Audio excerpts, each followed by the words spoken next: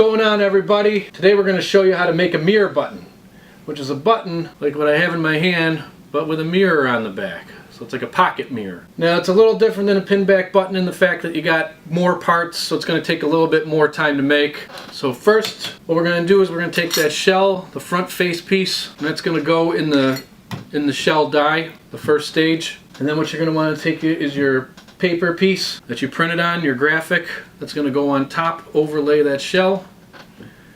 And then the next piece is going to be your plastic mylar, which comes in that stack of plastic with a rubber band. So your clear plastic piece goes over the top of your paper.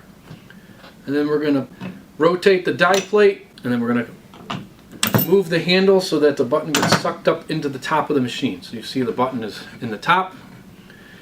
So now we have the collet piece again, that we're going to want to put in sharp side up. So put it in like a bowl into your crimp die.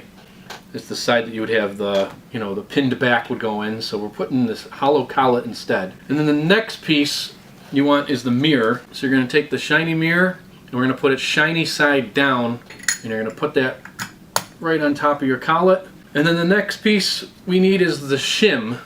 So that's the flat metal piece, and this is the part a lot of people don't realize you need to do, is you need to bend this slightly.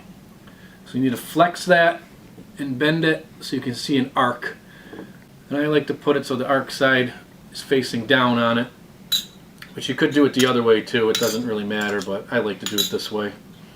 So we have it like that, and that's it. So that's the final stage, and what we do is we rotate the die plate, and we'll move the handle again so the pieces come together.